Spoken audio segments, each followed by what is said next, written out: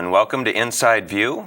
I'll be your host today. My name's Cory Burnell, and we have as guest on the show today Dennis Mills, our Calaveras County District 4 Supervisor. Dennis, thank you for joining us. Good evening, Cory. It's a pleasure to see you as always. Yes.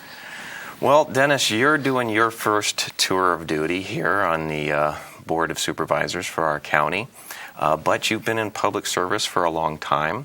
So for our viewers, will you share with them a little bit about your background and how you've been serving them before this position? That's interesting.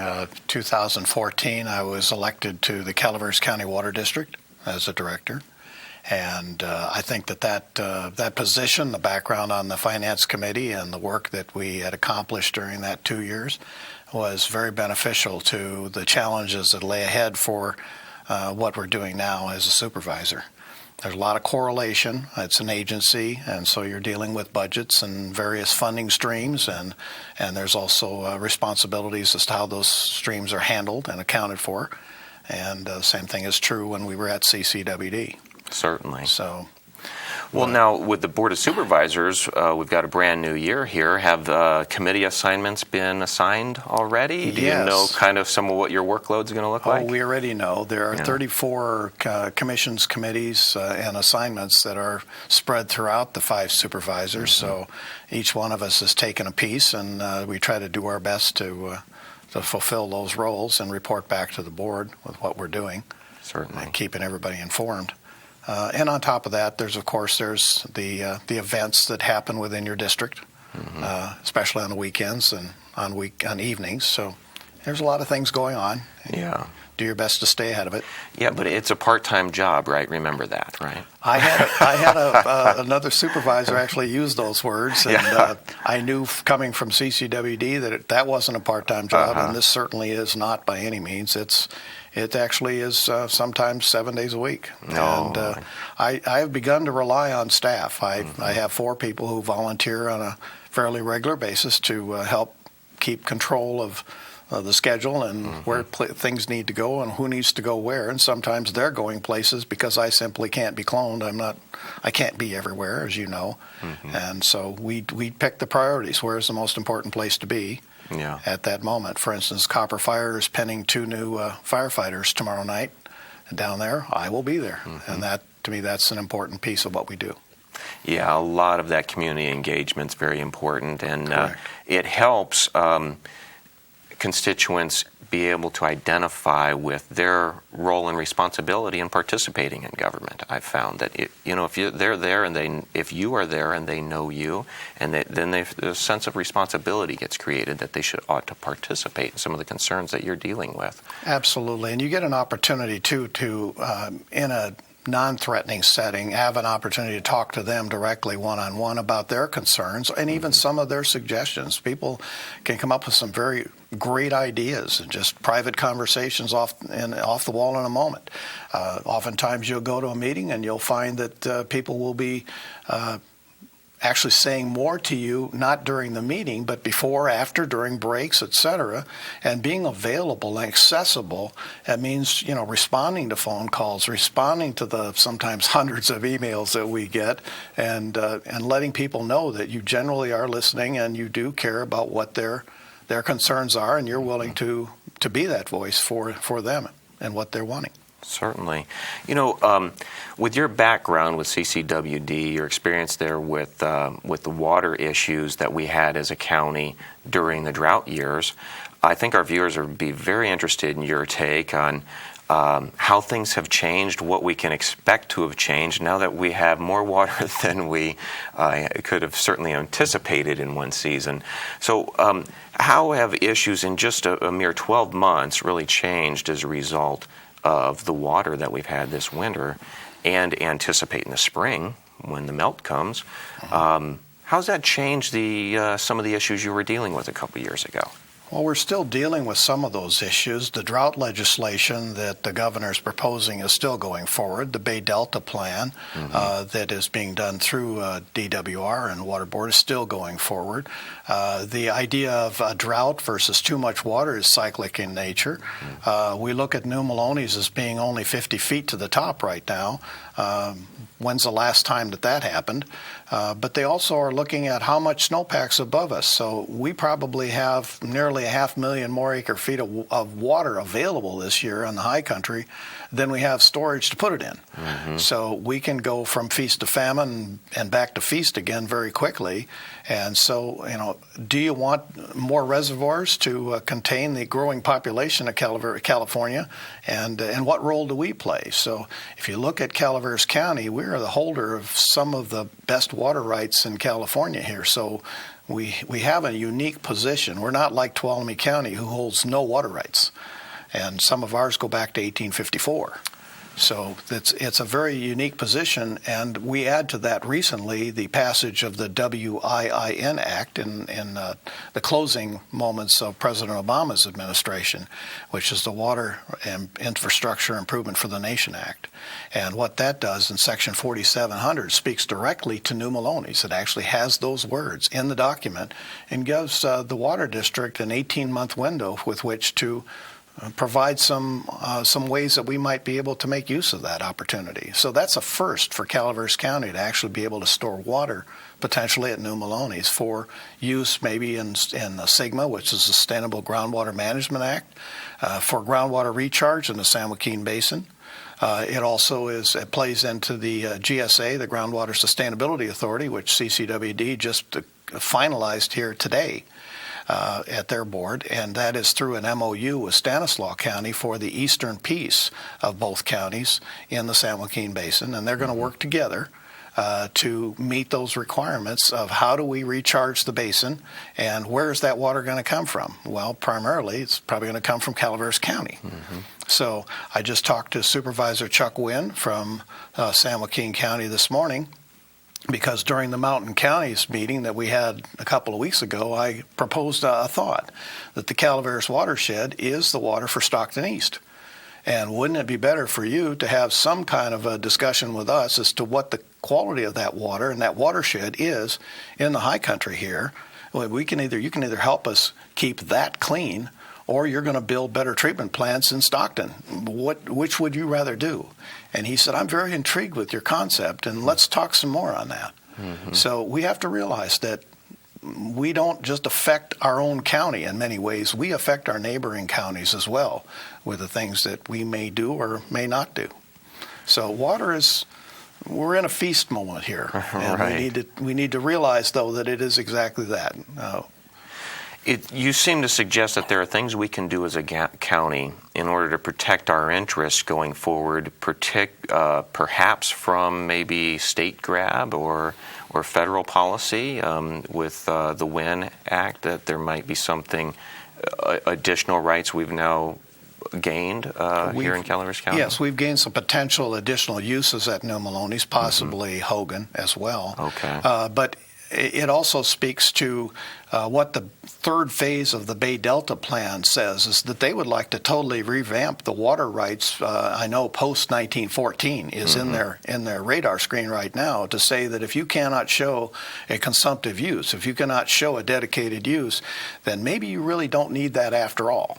Right. And that the state has in Article 10 of the Constitution, the beneficial use belongs to the state on surface water. Is there a likelihood that they're going to go to monitoring or metering private wells in California? That hasn't really been totally discussed. Mm-hmm. It's not on the radar screen at this moment. But our monitoring wells, CCWD's had monitoring wells in the Wallace Burson and Southworth Ranch Road areas for a number of years. I think there's about 70 of them down there. So taking our surface water rights and then infusing groundwater with them, that's a beneficial use. We can all benefit from, those who are on wells, certainly. But it's a matter of how do you get the water in the ground at those locations, and is it a permitted use? You have to think about when you take surface water and you push it into the ground, it becomes a conjunctive use. It's a new term, but surface water pushed into the ground is still surface water. Okay, interesting. In the state's concept. So we always have to remember that the state has the control of surface water and surface water rights. Oh, okay. So I know kind of went off on that. Well, I knew you would be a wealth of information on the subject. As an aside, maybe we need our own state of Jefferson. Huh? I know we see plenty of those flags around here. We've heard that, and we've also heard about the sanctuary that we want to separate from California's concept of becoming a sanctuary state for purposes of immigration. And I think that each board and each community or in each county needs to have that discussion as whether or not that's of any value to them. Yeah. I know that in the state of Jefferson issue, it has to do with representation. Years ago, prior to 1964, and this follows with what the United States Congress was, is each state is represented by 2 senators in the Congress in the United States. Well, California built theirs the same way. Each county had a supervisor or a person that represented as a senator the state, the issues of the county before the state. And in 1964, that was taken away. Right. And now you have a large portion, I think it's 28 counties, that literally have 9 representatives in the State House. And in the Senate, right? Yeah. No, I'm talking about in the entire assembly? In the Assembly and the Senate. So that's a substantial point of us being outvoted at every step and turn. Wow. So if we as counties that are in the more rural areas have the greatest natural resources, they don't literally have to listen to us a whole lot, do they? No, just take the resources. Just take the resource. So that's a danger that we have, what we face here. But in a new state, always understand that the water rights go to the new state. The old state doesn't get to keep them. So if Jefferson is something that actually comes about, we could sell them the water and probably be in pretty good shape financially. Just a point right there, huh? Yeah. But that's an ongoing discussion. You see the flags all over, and so do I. Yeah, and so it's certainly a topic for discussion in our community because we all, a large portion of the community has a significant interest in that possibility. I think that if we can gain back representation in the State House as senators or have these counties represented as senators in the state again, the state of Jefferson might be a moot point because that's the issue. And for our viewers' sake, if they're not familiar with that, that's kind of the first step of the movement is essentially a lawsuit attempting to garner that representation again for counties. Correct. And we see that kind of with the Rural County Association where rural counties try to band together similar interests in lobbying in the state legislature. And the Mountain Counties Water Resource Association, the same way. Okay, there you go. In many ways that we're talking with our neighboring counties, and now we're starting to engage counties in the valley, including as far south as Merced and in the Madera and further south, as they have a great interest in what we're talking about. Yeah. So. Well, now specifically to your district and some of your constituents who might be watching the show, they're in District 4. Are there some pressing issues that you know that they need some more information on that you're seeing as their supervisor right now in local government? Well, Lake Tullock has always been an issue because it is unique in that it is a federally it has a FERC license, so the federal government is involved in it. It is a reservoir for the purposes of irrigation, but it also has homes around it, and is only one of 5 in the western states with those conditions, which is very unique. I think that the county needs to begin to decide whether or not what levels of control and authority and land use that they want to take on that lake, and start to assist the residents there. For many years, we have had under our Section 20 of our codes a very clear statement of what we will and will not allow, and that includes even short-term vacation rentals. But we always have to refer back to the 2015 Shoreline Management Plan for Lake Tullock. That's through the FERC licensing process that Tridam put together, and what roles and responsibilities the counties have. So when Tridam decided that they wanted to use the 515 elevation as their line in the sand, so to speak, that isn't the true maximum height of the reservoir. The maximum height's 510. Well, that last 5 feet doesn't belong to them. That is a land use issue that is the sovereign territory of the county, and the county has the right to land use per state law. It does not belong Tridam to control. So for them to say, well, we're going to require a 25-foot setback from the 515, or in the case of commercial, a 100-foot setback from the 515, well, you're talking land use. That needs to be in the purview of the county, and not in the purview of Tridam. So these are issues that have to be discussed and resolved. And I've been talking with Supervisor Rotifer from Tuolumne County over that very point, that we need to have a uniform code that we can apply around that lake on both sides of the lake that is equal in how it handles the residents on that lake. So the land use issues around Lake Tullock, are these that you're raising here, are they things that would be addressed by general policy in the general plan? Not really. These are things that come down to essentially zoning, do they? They come down to zoning, right. Okay. And remember that, for instance, Connor Estates had, under Section 16 of the code, was required to put in a public access to Lake Tullock. And that was subsequently sold to Calypso Bay as a development. And then just recently, Tridam bought that property that's behind Drifters Marina. And there was some issues that came up recently because they had been putting a gate up and closing it off to public access. And so that's something that's an ongoing thing. Now, the Tridam people have bought the area of the whole Holman property right there by Poker Flat Resort as another option for public access. Is that a good spot? I don't know. How are they going to develop it? We'll have to see. But public access is required under our code. So. And that is part of the shoreline management plan for Tridam as well. They have to have public access to that lake. And that's been very, very few and far between, as you know, trying to get on that lake if you don't live there and you're not a part of a homeowners association. And it is a limiting lake. I mean, you think you can't really put more than 116 to 120, maybe max 130 boats on that lake and be able to operate safely at 45 miles an hour. You just can't do it. Yeah, certainly the homeowners then want priority to have their boats on the lake. You recently remember the fatalities that happened on that lake last year. Yeah, so that too. Things like that will happen unless we can put some restrictions on how we are going to use and operate that lake.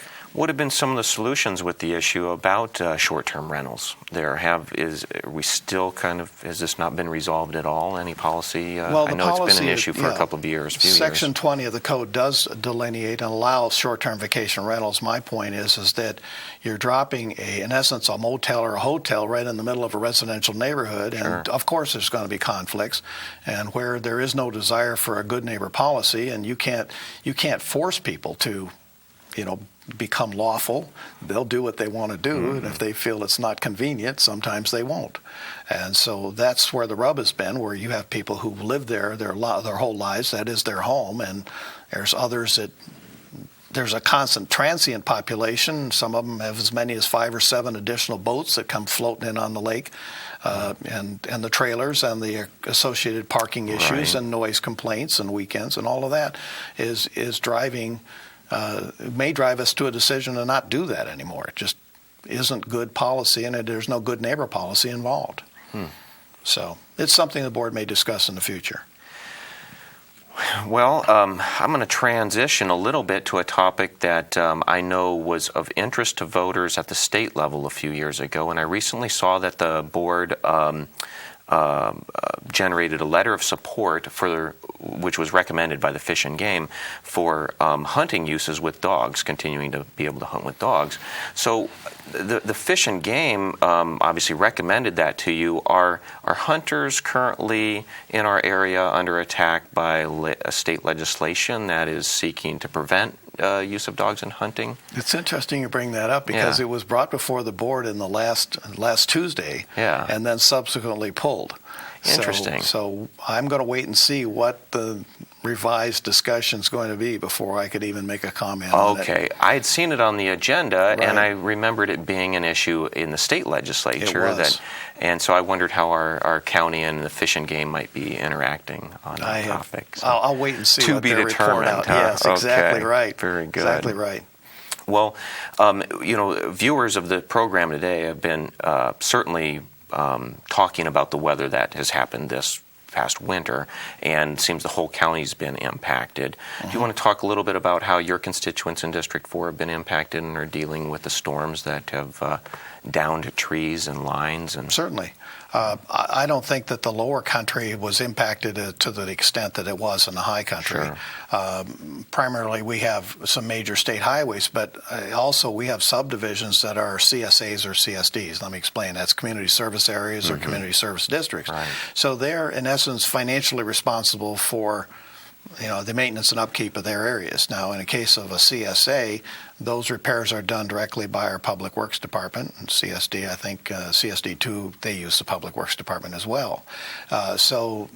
Have there been potholes? I think when we reached 3,000 potholes, we stopped counting. Our biggest problem was on Birds Ferry Road, where a big pothole developed, and I think it was about half the size of a car the last time I looked, and we kept packing asphalt in there hoping that it would stick. But when it was cold and raining, it's very difficult to keep asphalt in there. So I would suggest to viewers, if you're seeing pothole issues, yes, let us know.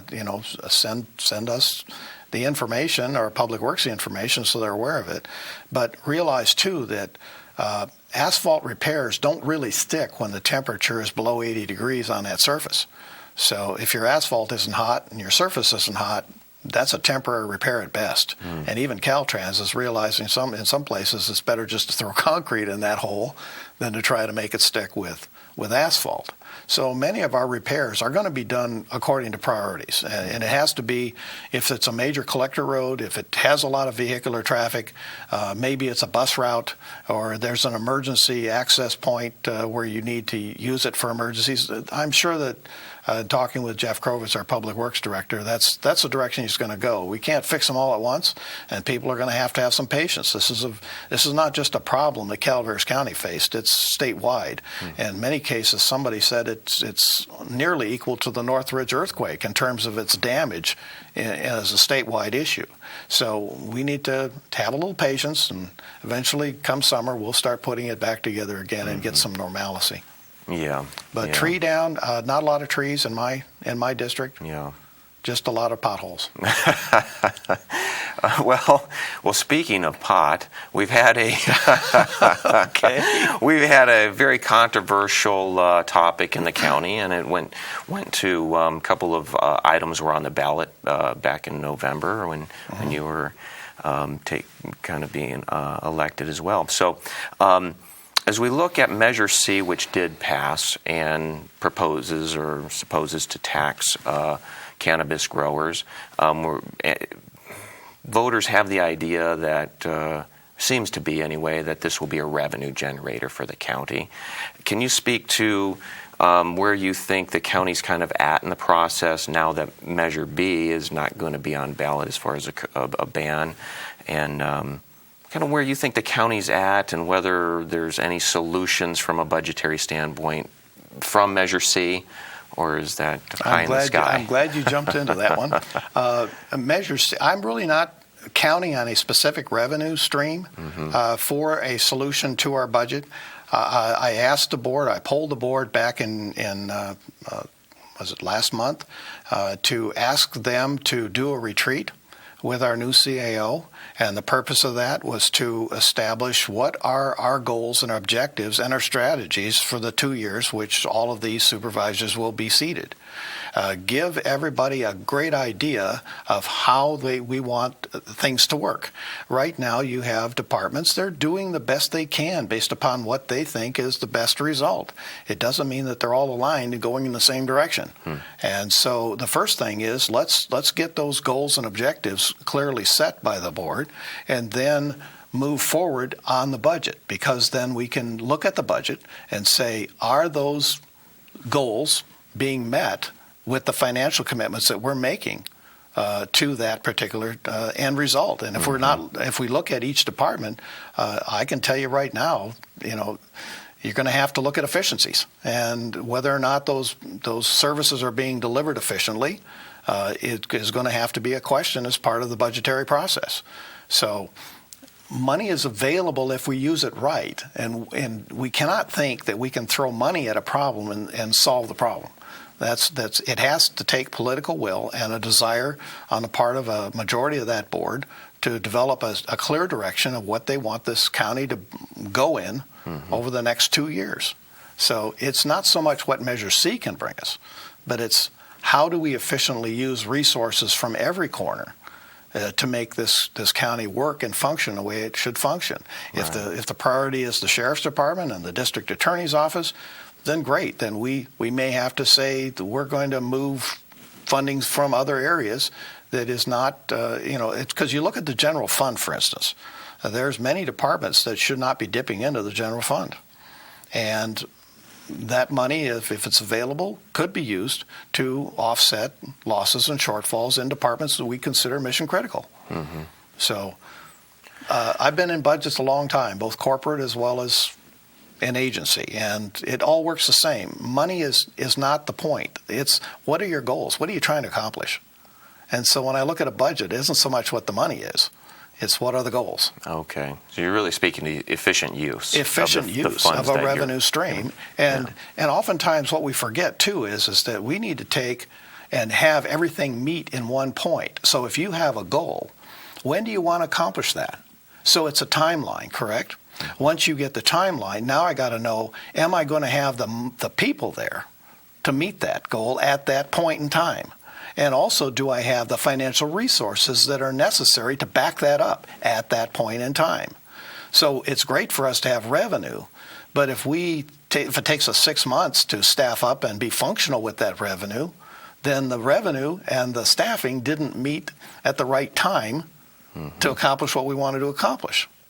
Interesting. I hope I'm not trying to confuse things, but it really does come down to, in government budgets, it takes time once you receive money. Let's say we get $2 million in June.